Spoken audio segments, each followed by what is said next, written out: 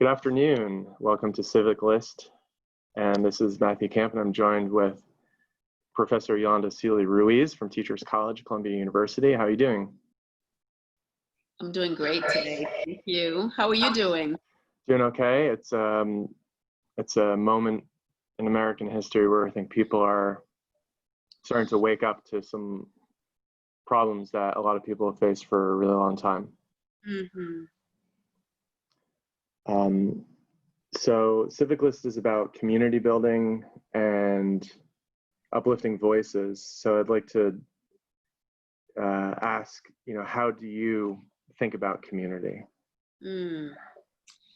Matt, that's a beautiful question. And as soon as you say community, I actually go back to my South Bronx community. Growing up in the Bronx was important for me as a Black child, as a child of the hip hop era, being in that milieu of a time where we had both struggles, but also quite a bit of resistance and quite a lot of liberation, mostly through youth culture, again, hip hop, breakdancing, and all of those things that come with that amazing, it's a way of life, actually.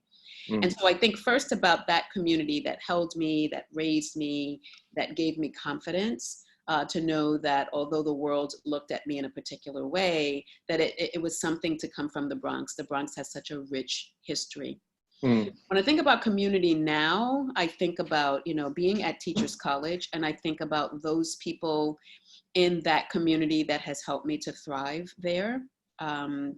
These institutions are not easy to thrive in, and yet the community of folks that kind of shepherded me through and helped me see tenure as a reality, that was also my community. And I'm thinking about community sort of writ large, particularly as we see what's happening in society, the need for a worldwide community that is often accessed through social media, right? So showing solidarity, folks in France showing solidarity in Germany and elsewhere around this latest horrific, sadistic killing of George Floyd, that those folks who are about liberation that I've never met are also my community, right? And so those folks who are in the fight for liberation, who are academics, who are teachers, who are everyday lay folks, are my community. If you're about justice, if you're about change, if you're about moving the needle forward in love, then you're part of my community. And you mentioned moving the needle forward in love, and working in academia and politics. That's not really a word we hear very much. I don't know why. Do you know why? When you just said I don't know why, I think it requires vulnerability. And, certainly not to plug this book that I wrote, but it is kind of the moment in my life right now. Oh, thank you. Welcome to Vortex. It took a lot of vulnerability to write that. And I am so grateful that I offered it to the world, because in offering it and writing it, I freed myself, and others are telling me how they are being freed. So I think that love does require vulnerability. And certainly in the book, I'm vulnerable each time I decided to reopen up my heart and say that I would love someone, right? Again. And so in spaces like the academy, where I think people are often behind a wall of intelligence that often builds a wall of arrogance, if you will. You don't want to show any weakness, because sometimes your colleagues will see that lovingness as weakness and try to take advantage. Sometimes the way we socialize doctoral students, unfortunately, they will take advantage as well.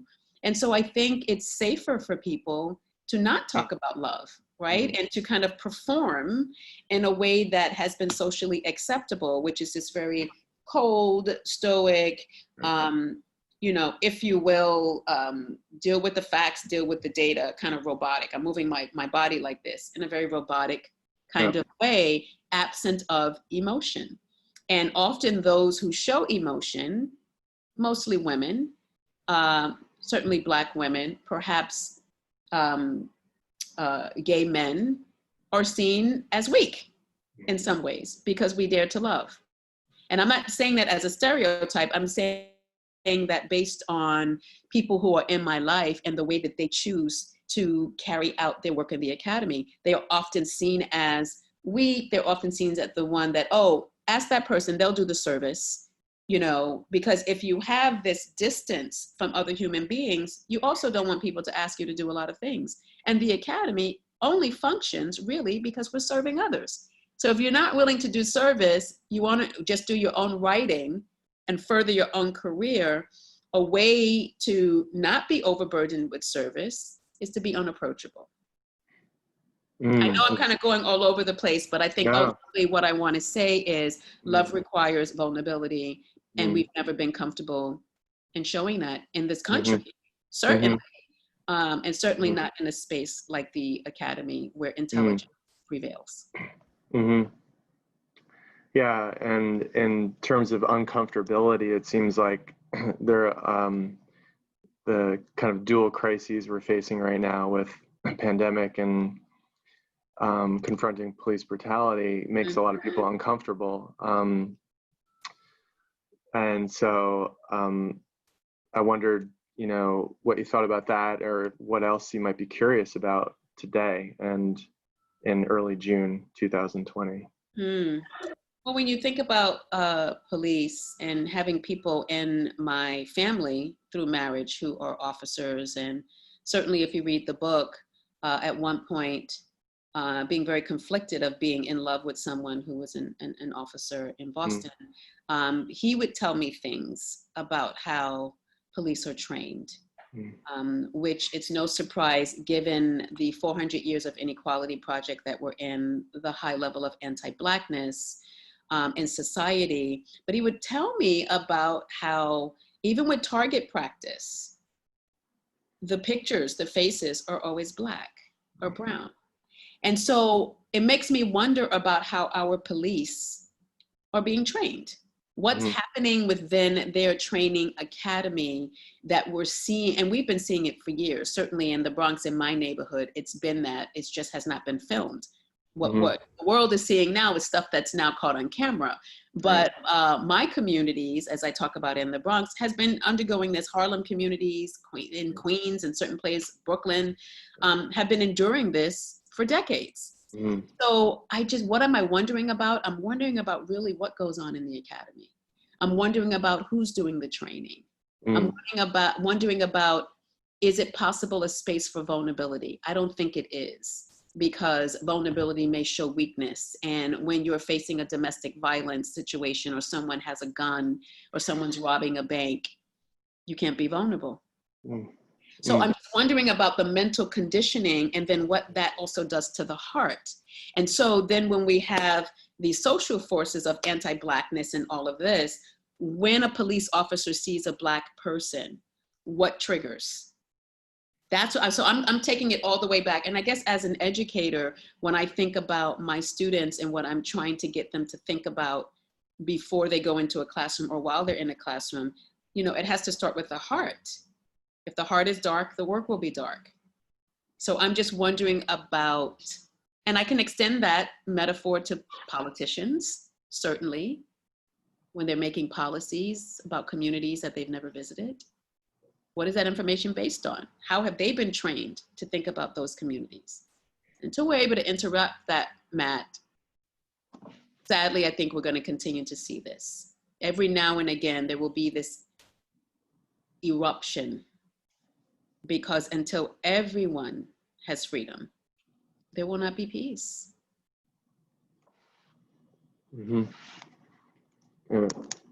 so you talked about the police academy and the academic academy. It's interesting that they both have this common challenge of Matt, not being vulnerable enough, and not leading with the heart.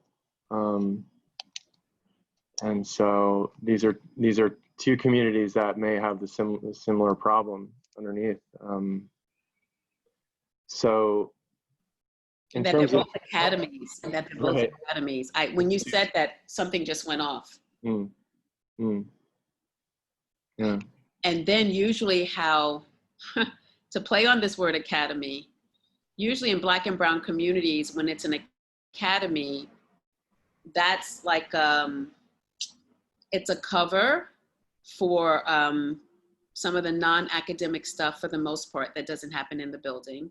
But usually if it's an academy and it serves mostly white or affluent children, something different goes on in the building. So this word academy, you know, you've got my mind going now.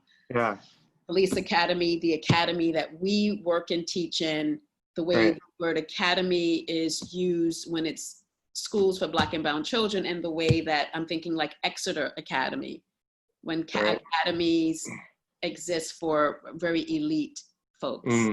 You know, which takes me to Toni Morrison and her Nobel laureate speech on language, which is another interview for us to have. Yeah, and I wonder how, you know, we can build communities and uplift voices within these academies. You know, I created an advocacy academy. Yes. You know, I guess not just because of the alliteration, but also because it has this cachet. And it was started with, you know, graduate students. It was 3.5 years ago, and I don't know, you know, I'm trying to think of ways to continuously make sure the voices are heard. And you had a huge influence, you know, how I think about advocacy too, and not just one group empowering another group, but rather thinking about providing spaces for people to realize their own power. And that was pretty revolutionary, you know, and how to think about how an academy or an institution can not simply transfer power or something like that, but open up, you know, to help people realize what they already have. Are there any ideas, you know, you have in addition to uplifting voices, building community in that way? Well, first, Matt, I want to thank you for what you just said. And I also want to lift you up because, you know, when people say, I'd like to do this, but I don't have time. I mean, all of us are busy. And certainly the work that you do at TC is invaluable for so many, right? You're kind of like this nexus for certain folks. And so your world is busy, but yet your commitment to the idea of cultivating advocates, you know, you've taken that on and it has become your life. So I want to thank you for inviting me into that world. Certainly, if there was any way of helping you think about it more deeply, I appreciate you being open to it, right? So when we think about this idea of lifting up voices, you know, I'm going to go back, I don't know if I shared it with you, but this racial literacy development model that I've been working on, the pyramid, where there are 6 components of it, right? And at the base, no surprise, is critical love, right? So having this profound ethical commitment for the communities that we serve. So I don't know that anyone can truly be an advocate if they're not advocating in critical love. There's also the concept that I am talking about, the component of critical humility, critical reflection, historical literacy, really understanding the history that has shaped our world, our nation, that community, and also that issue that you might be advocating for. So we have to be literate in that. And then another component is this idea of the archaeology of the self, and then leading to interruption. And advocacy for me is interrupting. Is you're interrupting the status quo of something, trying to shift, move, open power for others. And so for me, I think the biggest piece of uplifting the voices of others is to be humble and make space to keep your own mouth quiet when the time is right. Or to be willing to be behind the scenes to do some of the unglamorous work. I think a lot about Black women, particularly during the Black Power movement. And certainly some of us emerged out in front, Angela Davis, Pearl Clige. But for the most part, the Black women were kind of making space for the movement to thrive. And it wasn't always glamorous, long hours, dealing with our own issues. And so I think those of us who are in a space that we find ourselves advocating, we have to be humble enough to know when it's time to step to aside. And that requires a constant engagement of being reflective of where you are in that moment on this issue. Everything is in real time. And when it's time for you to speak, and when it's time for you to stand aside, when it's time for you to get money for the movement and have people join the movement who know more than you, you have to be humble enough to know that you are not, even though you might have started something, or even though it might be my classroom, that doesn't mean that I am the only bearer of knowledge. So I always approach my classroom in particular with humility, that I'm looking at 25 people who have varied experiences, who've done some things, and can teach me and can help make me think deeply, even more deeply, about the work that maybe I've been studying or engaging in the past 20 years. Mm. So in a sense, students can become the teachers in some way. In my class, that's how I see them, which is why they grade themselves, which is why the projects are called unfinal projects. We are becoming and shaping and growing and knowing, and they're adults. They know how much effort they're putting in.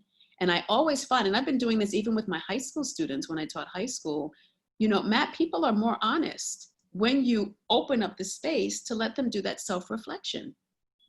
I have more students at TC, and we know that TC, Harvard, Columbia, most of the students that go to these places are high energy. Some of them are A-type, not all, but it's about like, I'm gonna do something in the world. They work really hard, and grades matter, right? Because they've been socialized to believe that grades matter. I have had more students in my class give themselves B's and B minuses. I've even had a student over the years give themselves a C. And then I ask for the rationale. And they talk about that, you know what, I was in class, but I wasn't fully present. I didn't keep up with the readings. I don't think I deserve it. And of course, I'm keeping track as well. And oftentimes we're harder on ourselves, but depending on where we are in our journey. But I always get really amazing honesty from people when they grade themselves. So this idea of power, that I'm the all-knowing, and then I'm going to give you this grade. Right. I don't know what you're dealing with internally. Right. I don't know what's going on outside of the classroom and how you might be engaging in racial literacy. Right. Only you know that story. Right. So this idea of opening up spaces for reflection might be a way of helping people find their own voice and helping people uplift, you know, uplift their own voice. So have you had examples, maybe a challenge of where there's been a situation where you invited a student or a colleague or anybody to open up for reflection, but maybe it was not natural to them? Oh my goodness. Do we have all day? Do we have hours? I mean, I have so many examples. I want to think about two in particular. Some of the youth movements that I've been very honored to be connected with, and oftentimes Black and Brown students, they have so much fire within them, but it's a long process to really get them to see that sometimes, right? And so sometimes it can be intimidating. I've had students say, well, you're expecting too much of me. I'm only 15 or I'm only 13. And so what it can do is it can cause some disequilibrium, right? Folks, when you say, I believe in you, I see something in you that you might not see yet. That's a level of vulnerability that we're asking people to take on and they may not be comfortable with. And the same thing with my colleagues. I mean, we've had a pretty rough, it's gotten better this year, but about 2 or 3 years ago, it was just rough, particularly in my program, and really being honest about the racism that was there, the way that it was manifesting and the way we were talking about students, the way that they were treating me. the only Black female colleague, and they didn't want to hear it. It was difficult. It was difficult for them to embrace. These are folks who are working at a somewhat progressive institution. It was very difficult for them to see themselves as perpetuating racism against their colleague. So those conversations are difficult. It requires a lot of courage on everyone's part, certainly on my part to speak up, and on their part to even consider what I'm saying to be true. And it was messy. It was so messy, Matt, that the experience that I had really had me go into deep therapy. And I couldn't write for 2 years. I could do no academic writing for 2 years. And so what came out when I did start to write, it was the poetry, right? That started flowing out. And I knew at some point, I knew, because it was also sabbatical, the book's been, you know, I've been writing it for a while. I would say at least 15 years. I went back into my journals for 15 years, but the bulk of the poems were written within the last 4 years. But in that overlapping time, this experience happened with my colleagues. I could not write academically. I was frozen. So it takes a toll. It takes a toll to speak up. I want to say on everyone, but I can only speak for myself. The way it took a toll on me is that I could not perform academically in terms of writing. Wow.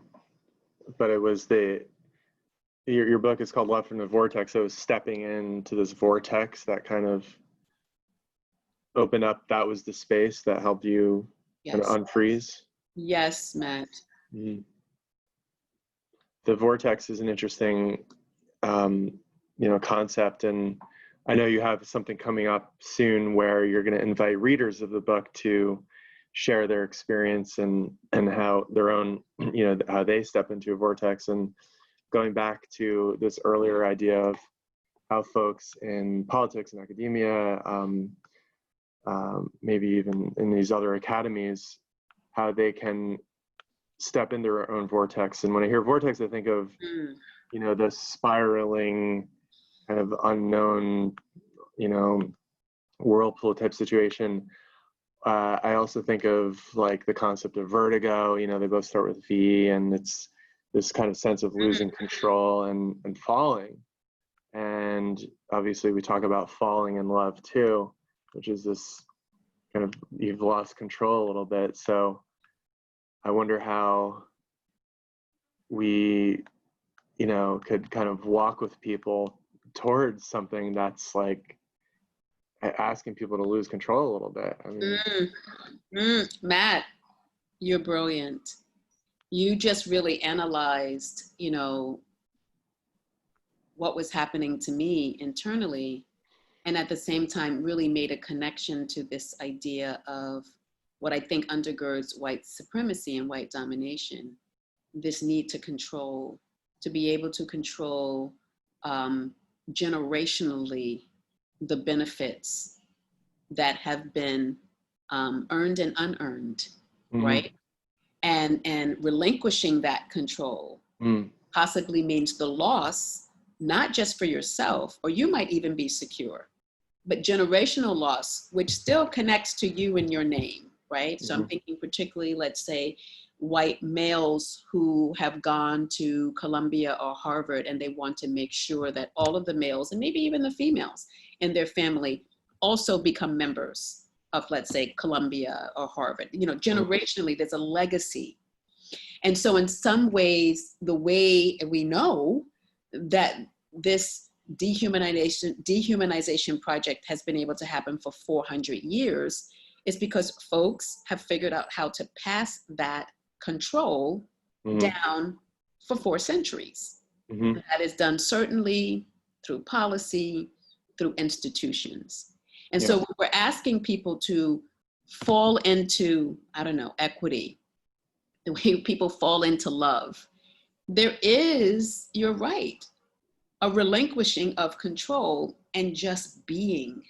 If I show up as my human self, what will happen to and for me, and what might happen to and for others?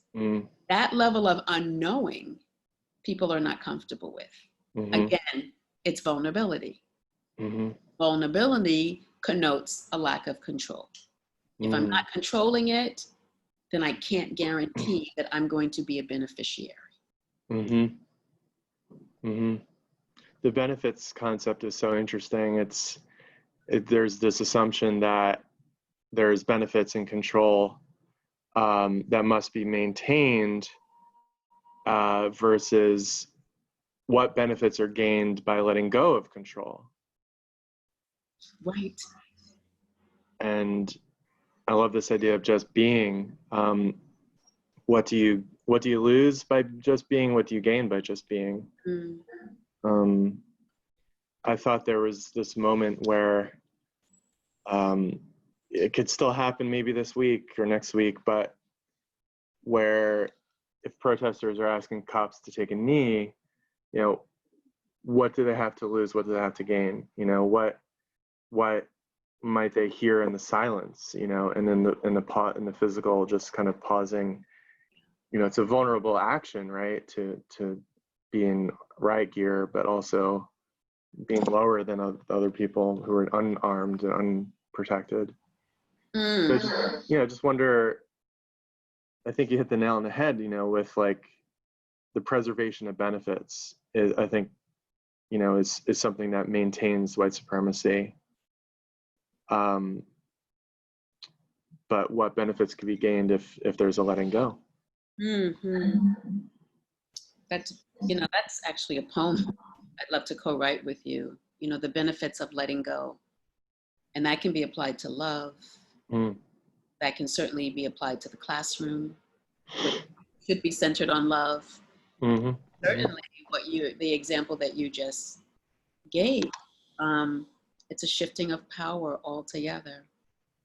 And again, you know, I go back to the book, and particularly when I'm talking about the police officer, you know, there was a poem in there that I talked about. He was unable to really love me in the way that I deserve to be loved because it would require him to, you know, take that knee. It would require everything that he's paid to do, to be tough, to be this, to be all of those things, which actually can be a protective force when his life is in danger. He's paid to do that. I'm asking him to not have any of that with me. That's a lot to ask for someone who may not have done self-work around love, or who may see who they are as an officer exactly who they are in their private lives. So in some ways, I'm asking him to disentangle all security. That's why it's so dangerous for him. You know, at least with me. Right. So we are asking a lot, you know, we're asking people to think deeply about their own lives and where they sit within power structures. A question I always like to ask and think about is something that comes from Václav Havel, is ideas of the small scale change. So there are big problems and big challenges and big changes and interruptions that need to take place, but I wonder what you thought about a small scale change that people could take. You know, we are living through small scales and large scale changes. I mean, we can just, if we had like a historical timeline, and you know that work with Dr. Angel Acosta, where we're inviting people to contemplate 400 years of inequality, and you see these little blips in these moments, many moments before, hundreds of years before I was born, where these interruptions, these very small things were happening, but they eventually had cumulative effect. And I think that is what we're seeing. It might be small to go to this protest in Brooklyn, right? But it's adding to a larger sort of narrative that will, I think, push things forward. I'm forever the optimist. How could I not be? And what other kind of mindset would I adopt if I didn't believe that change is possible? For me, the small changes, which might be huge for folks, is to do that internal self-work. People have to be real, Matt, with where they're sitting.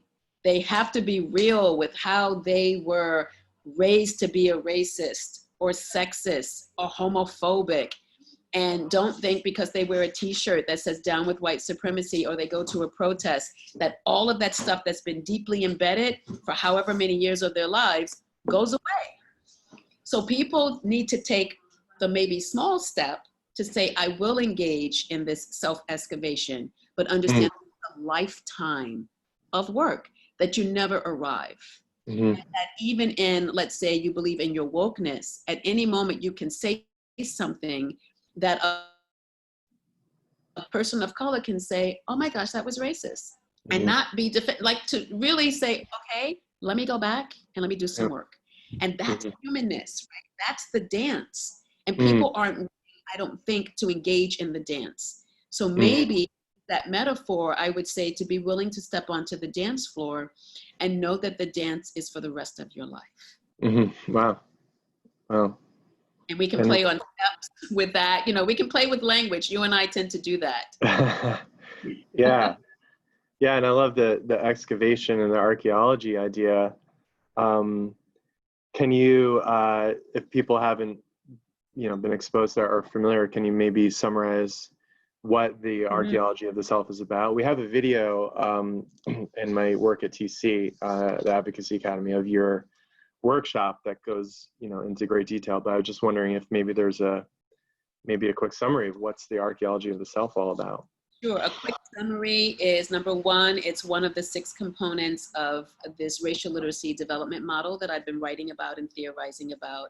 And very quickly, the archaeology of the self is deciding that you're going to do a deep excavation of your beliefs, of your biases, and of the way that you see the world.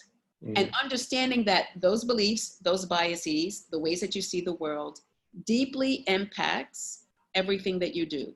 Your life as a teacher, as a politician, as an advocate, certainly, even as a partner, in a love relationship, as a mother, as a guardian of a child. So for me, the archaeology of the self, which by the way, has to be co-constructed, as much as it's a deep internal thing, right? When we excavate, we're excavating in community with someone, right? That's how we know we're either making change or we're not. So we have to be willing to know that this is co-constructed, which means that's why it requires humility, because people might be saying stuff to you and you're like, gee, but I've been working on that. Can't you at least, tell me thank you for working on that? No, you got to go back at it. So it's deep examination of these beliefs, biases, the stereotypes that we hold, and making a direct connection to that's how we love, that's how we live, that's how we advocate, that's how we teach. And what's most important is, as we do that excavation, sort of digging out those homophobic ideas, it has to be replaced with something. And that's why in that pyramid model, for me, the foundation is critical love. Because what I'm suggesting is that it's created, it's filled with critical love. And critical love is not just saying, I love you, I care about you. Critical love is a love that is rooted in respect. It's certainly rooted in care, but it's tied to disrupting anything that's oppressive. It is about liberation. And for me, even in loving relationships, I don't want to be controlling of my partner. Call me here, text me there. I want us to be two people who are liberated and love each other freely. And that freedom means that I'm also going to tell you when you hurt me, and you're going to be open to listening about it. And we will be able to be open to talk about what that means and how we move forward.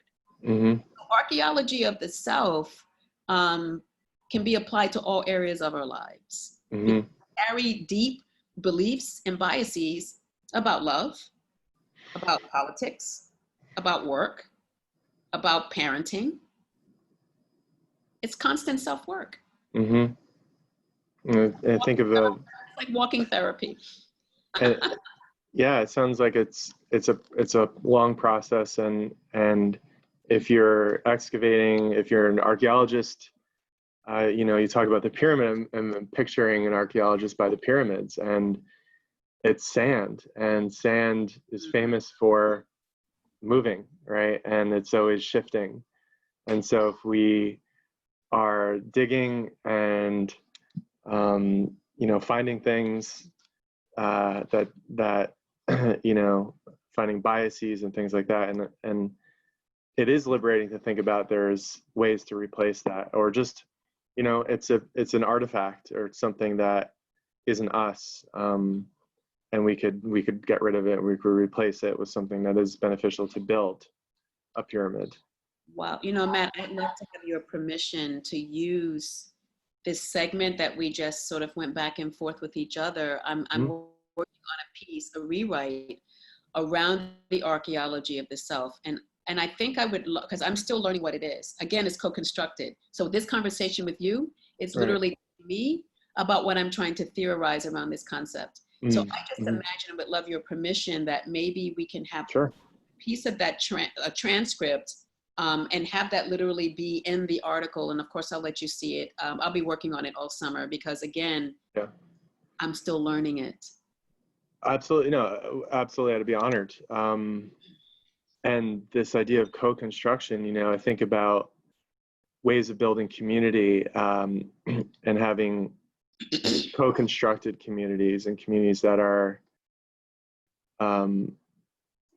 you know, a lot of us live in 20-story brick buildings, and it's like instant community in some ways. There's opportunities for connecting, but a lot of those decisions were made to lay out cities and buildings, you know, in a non-co-created way. Say, here's your building, you go live in it. While other, you know, communities were shifted out. And so co-constructing everything from curriculum to relationships to community sounds like a powerful approach. Yeah. I'm just enjoying this. I'm learning so much. I mean, you know, this is community here in some ways. And then once we release this to the world and ask people to listen and to engage with the ideas that we are playing with in our own minds and with each other, you know, that in some ways is community as well. And then if we were to bring people together and speak back to us online, that's a way of creating community. So you're really helping me. It just shows the limitless. And I think that's what we often do, is put limits. And I don't know if it's practical. I don't know if it's because we live within time, constructed time. But I think we put so many limits on our humanity, on how we can be with each other. And maybe that's just a function of we're working within the limitations of a constructed 24 hours. We know that we're going to die at some point. So we feel the pressure of having to get certain things done. You know, I remember a couple of years ago, that concept of bucket lists became so popular, right? People are posting their bucket list. I want to skydive. I want to go to Africa, all this before I die. And so, you know, maybe time, which is elusive, is not on our side in the sense of just being free and letting go. Yet at the same time, if we look at the concept of time, as we talk about this 400 years, we do see collectively how much we have grown together. And also those areas that still need pruning and shaping and destroying and building from scratch. This concept of time, I think, in community is something I'd like to think a little bit more deeply about. Yeah, and the limitlessness is exciting too. And I hadn't heard the term bucket list in a while, and just reminded me and how it might as well just be a shopping list, you know, of things you've consumed. How do you see the difference between bucket lists as it was conceived, you know, and shopping lists? How are they related? For you? It just seems like it's a race against time. And, you know, remember the Supermarket Sweep, that show where you just need to, you know, you just need to get everything as quick as you can. I don't see it any different than that, you know. And it's like, you know, what if I don't know, what if the bucket was every day? And what if, like, we're in, you know, we don't think of the boundaries of a bucket or something like that. And that could be another thing we play with in the archaeological metaphor. But but I just want to be mindful of time and think about, to me, the limitlessness is very exciting. And I'm wondering, what else might you be excited about, even in the context of a very traumatic time? Yes. I'm actually excited about movements towards solidarity.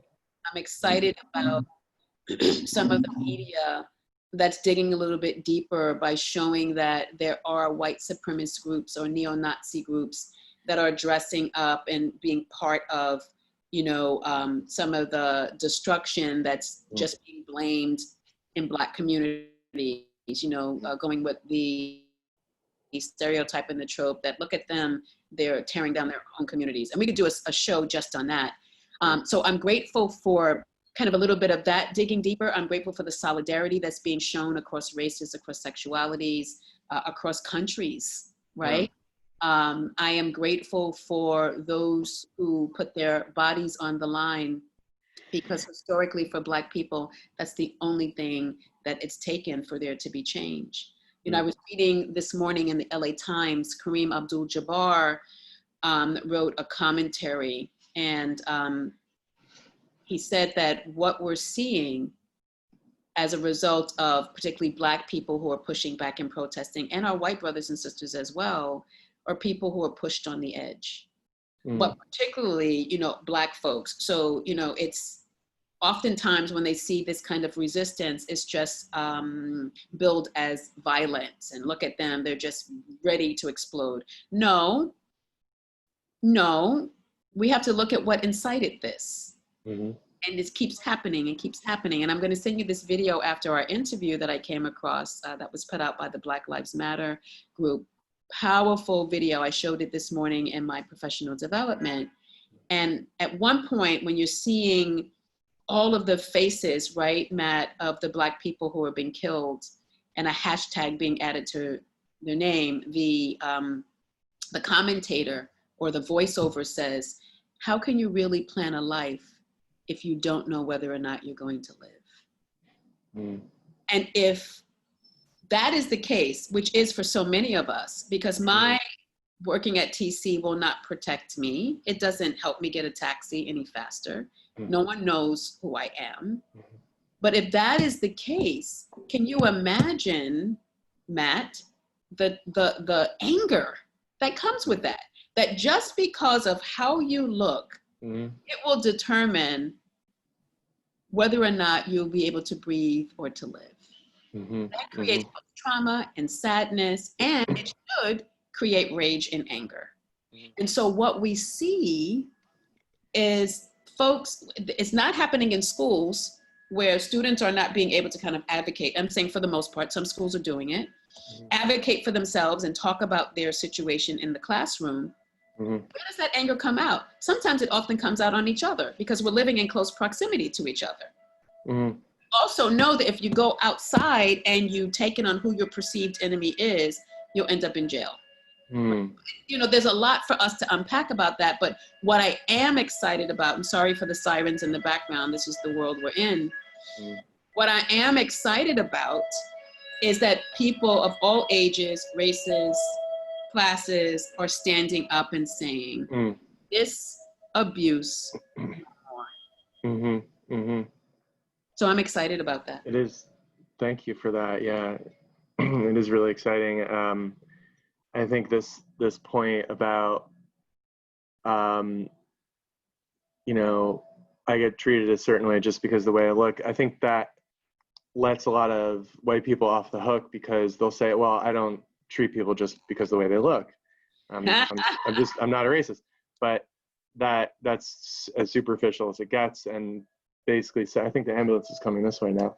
Oh my goodness. And it lets them off the hook because they're saying, well, I don't judge people by their skin, but it's denying that deeper stuff that you're talking about, and it's denying what's below the surface and the history and the archaeology and the infrastructure, that set this whole system up from our founding. And so we're not taught a lot of that in school either, maybe a little bit more than when you and I were in class, but there's just a lot of obviously whitewashing and just basic fundamentals about the way the country is founded. You know, just one quick story was that it wasn't until I was over 30 as a lobbyist in Washington, D.C. on a trip that I learned an important fact about Washington, D.C. So I was in a hotel room and they had one of those generic kind of books about DC, or I don't know, some kind of handout or whatever about DC and its history. And, you know, it's supposed to be shaped like a diamond, right? And which is a noble, you know, kind of aspirational thing to think about. But in the 1790s or early 1800s, I don't remember the exact year, there was a compromise about its layout, and as the nation's capital in Virginia, thought it was more important to keep slaves than to cede some of its land to the nation's capital. So DC is not shaped like a diamond, it's cut like this. The Potomac River flows through it. Wow. So that the land, the outline of the capital is technically within Maryland. So that's like a fundamental fact that none of us, that, you know, it was the compromise of whatever. And how symbolic is that, right? That the very nation's capital was cut in half because of racism. So, you know, we haven't healed. I mean, we're whatsoever. So. Thank you for that. I didn't know that. I mean, I knew, of course, about the illustrious Benjamin Banneker, who gave us our almanac and also laid out DC. I wonder what those conversations were like for him. I wonder the pressure that he was under. Could you say a little bit more about who he is? Oh yeah, Benjamin Banneker, brilliant mathematician. And in fact, I would even mention our colleague, Dr. Erica Walker, who is a mathematics educator, and also Edmund Gordon is the founder, but the current director of the Institute of Urban and Minority Education. She actually wrote a book where Benjamin Banneker is in the title. And so I would definitely look at that work. Black, freed, brilliant, again, gave us the almanac as we understand it, and also was the person who laid out Washington, D.C. So I think her book will absolutely illuminate who Banneker was. Again, I really taught that.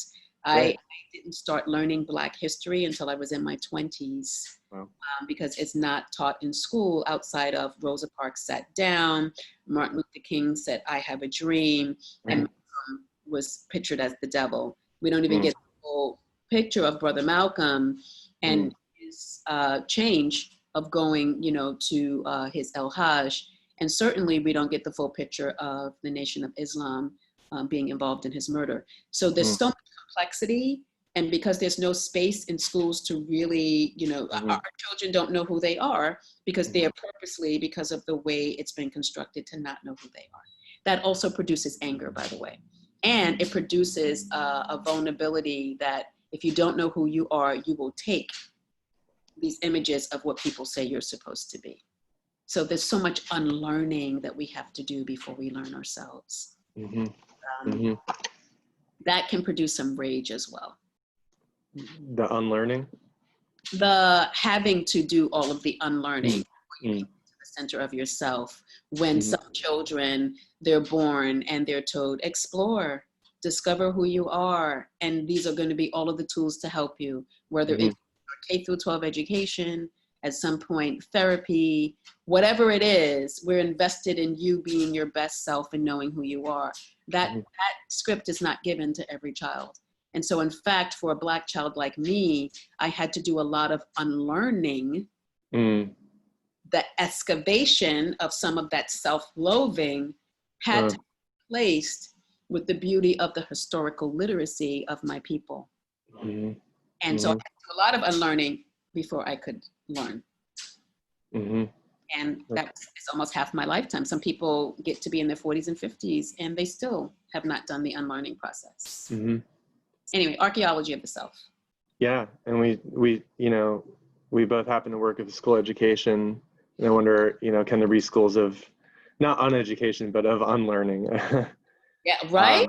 And programs that allow people to have the space to dig and think about maybe beginner's mind as a way of sitting and listening and learning about themselves and about the world around them and how we got here.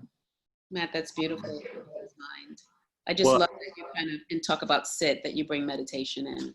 Mm-hmm. And the last thing I'll say, I know we have to end soon, but I want to say that at least in my current iteration of my life, the phase that I'm in, the meditation really has helped to get me here. It's a deep, going into 10 days of noble silence. Yep. And really listening to what the silence told me shifted and changed a lot of things for me. And certainly a lot of the poetry came out of when I entered back into the world, if you will. So I just appreciate you using those reference. And everyone has to, when they do their own self-work, they have to find their path to it. It'll be different for everyone, but everyone must do it if we are going to have change. Definitely. Well, that's really powerful, and everything you said is just beautiful, and really appreciate your time, Yolanda. I think everyone should read your book and stay tuned for other ways to learn about what you're working on, so people can learn about themselves and dig a little bit. And a lot of it does start with that listening and alternating maybe moments of action and advocacy with moments of silence. It might be a good way to sustain that overall silence. So thank you so much. Really appreciate your time. So much, Matt. I could talk to you for another 5 hours. I know. Thank you. This has been joy for me. Enjoy for me. So talk to you soon. All right. Have a great day. You too. Thanks. Bye.